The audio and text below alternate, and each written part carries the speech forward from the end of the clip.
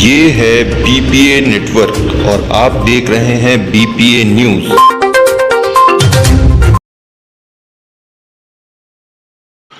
नमस्कार, आप देख रहे हैं बीपीए न्यूज़। देश का सच दिखाते हैं हम। कानपुर से संवाददाता अब्दुल निसार की रिपोर्ट। बौद्धाचार्य रमेश चंद्र गौतम राष्ट्रीय कार्यकारिणी सदस्य बीएसआई ने बुद्ध पूर्णिमा के शुभ अवसर पर दिया संदेश। आइए सुने क्या बोले वो। मैं बौद्धाचार्य रमेश चंद्र गौतम राष्ट्रीय कार्यकारिणी सदस्य बीएसआई। सारे संसार में आज बुद्ध जयंती मनाई जा रही है। बुद्ध जयंती का महत्व तब और बढ़ जाता है जब हम त्रिविध के रूप में मनाते हैं। त्रिविध का मतलब है तथागत बुद्ध का जन्म एक ही बुद्ध पूर्णिमा, इसी वैशाखी बुद्ध पूर्णिमा को हुआ था और उनको ज्ञान भी 35 साल बाद 528 ईसा पूर्व हुआ था तथा मृत्यु या परिणाम दिवस उनका 483 ईसा पूर्व हुआ था। इन त्रिविध विधि से तथागत बुद्ध की पूर्ण वैशाखी पूर्णिमा के दिन जयंती मनाई जा रही है। पूरा विश्व प्रफुल्लित है और तथागत बुद्ध के संदेशों का उनको अच्छी तरह से चलने के लिए सभी व्याकुल रहते हैं। तथागत बुद्ध ने संदेश दिया 4 आर्य सत्य का। उन्होंने कहा दुख का निवारण, दुख का कारण, दुख का निवारण एवं दुख निवारण का पथ है। हम सभी लोग दुख निवारण के पथ पर अपने को भूल जाते हैं और हमारा परिनिर्वाण हो जाता है।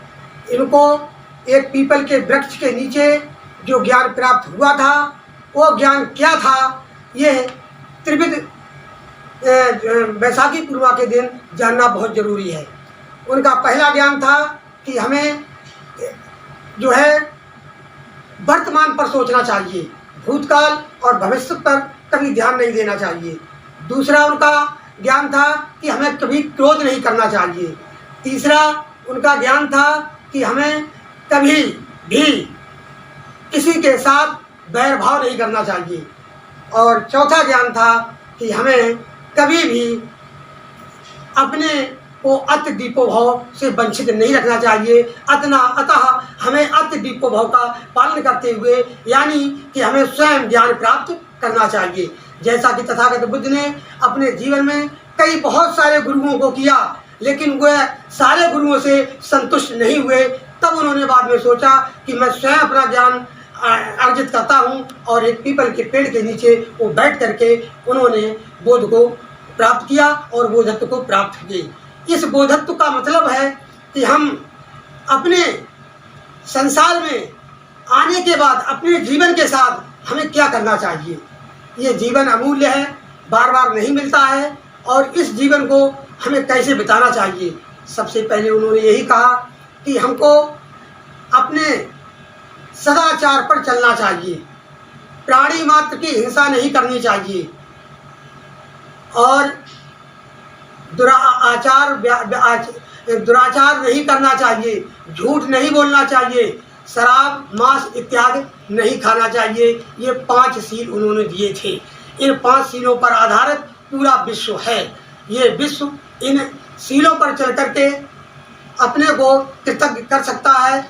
लेकिन हम इस संसार में आते हैं और जब तक हम इस शरीर को शिक्षा से संस्कृति, संस्कृति से संस्कार, संस्कार से संगठन, संगठन से संघर्ष और आइडेंटिटी नहीं बना लेते हैं, तब तक मेरे जीवन का कोई औचित्य नहीं निकलता है। हमारी आइडेंटिटी क्या है? हम अपने बौद्ध धर्म के अनुसार मेरी आइडेंटिटी बौद्ध है। मैं बौद्ध पर ही विचार करता हूँ, बौद्ध पर भी चलता हूँ और बौद्ध विचारों से सहमत रहता हूँ। मेरी यही तथागत बुद्ध से कामना है कि मैं सदैव अपने बुद्ध विचारों पर चलता रहूं और अपने जीवन को अति दीपोभाव के अनुसार चलाता रहूं, जिससे मैं संसार को ये ज्ञान दे सकूं, खुद लाभान्वित हूं और संसार को भी लाभान्वित कर सकूं। यही मेरी मंशा है तथागत बुद्ध से।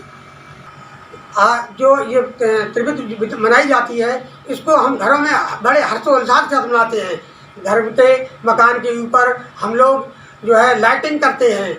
लाइटिंग करने का मतलब होता है, तथागत बुद्ध को लाइट ऑफ एशिया भी कहा गया है, इसलिए हम लाइट करते हैं और घर में उनकी पूजा करते हैं तथा उनको बौद्ध धर्म के अनुसार चलने की शिक्षा देते हैं।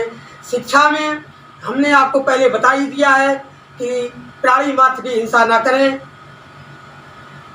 चोरी ना करें, दुराचार ना करें, झूठ ना बोलें तथा शराब और मांस इत्यादि का सेवन न करें। ये 5 सील उन्होंने मुख्य दिए थे, हमें इन पे चलना चाहिए और संसार के लिए हम यही तथागत बुद्धि से जो है प्रार्थना करते हैं, संसार को सद्बुद्धि दे और इन पर चले।